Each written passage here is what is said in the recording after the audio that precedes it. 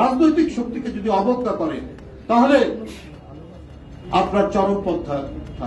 চরমপন্থা শুধু বাম দিক দিয়ে আসে না, ডান দিক দিয়েও আসে, এটা মাথার মধ্যে দিয়ে মাথায় রাখতে হবে। সুতরাং আমি যেটা মনে হচ্ছে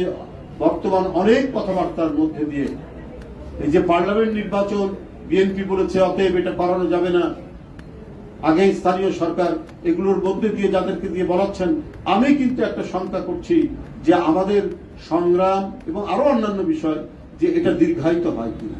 কারণ সেন্টারিস্ট পলিটিক্স, মধ্যপন্থার রাজনীতি বিপদে পড়তে যাচ্ছে কিনা এই ধরনের একটা শঙ্কা আমরা টের পাচ্ছি। সুতরাং ডক্টর ইউনূস সাহেব যে আন্তর্জাতিক খ্যাতি সম্পন্ন মানুষ এবং তিনি ন্যায়সঙ্গত কাজ করবেন, তিনিও শেখ হাসিনার দ্বারা অত্যাচারিত, নিপীড়িত।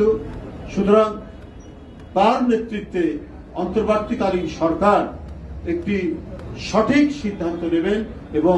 এদেশে রাজনৈতিক শক্তি, গণতান্ত্রিক রাজনৈতিক শক্তির যাতে বিকাশ হয় এবং রাজনৈতিক নেতৃত্বে যে সঠিক নির্দেশনা দিতে পারে, সঠিক কাজটি করতে পারে, এই ধরনের বহু রাজনীতিবিদ তো আছে, এই ধরনের বহু রাজনৈতিক দলও আছে। তাদেরকে ক্ষমতা তারা যাতে ক্ষমতা আয়িত হতে পারে জনগণের সমর্থন দ্বারা, এই ব্যবস্থাটাই আগে করুন। তারপরে যারাই ক্ষমতায় আসবে তাদের মাধ্যমেই দেশ চলবে, আরো স্থানীয় সরকার নির্বাচন হবে, আরো অনেক কিছু হতে পারে এই দেশে। তাহলেই আমার মনে হয় আমাদের যে রাষ্ট্রীয় গণতন্ত্রের জন্য এত স্বাধীনতার পর থেকেই লড়াই চলছে, একবার বাকশাল হয়, দ্বিতীয় বাকশাল হয়, আবার এরশাদের মতো কিছু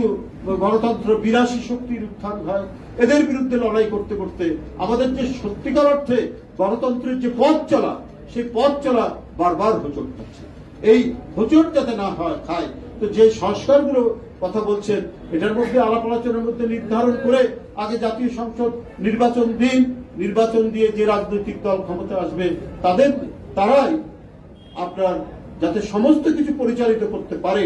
জনগণের কাছে, সেই আস্থাটা প্রতিষ্ঠা করার জন্য অন্তর্বর্তীকালীন সরকার সেই প্রচেষ্টাটা নেবেন। আমি আজকের এই শবে বরাতের দিনে, এই উৎসব মুখর দিনে আমি বাংলাদেশ সহ সারা বিশ্বের মুসলিমদের প্রতি জানাই আন্তরিক শুভেচ্ছা, তাদেরকে ধন্যবাদ জানাই, তাদের অব্যাহত সুখ শান্তি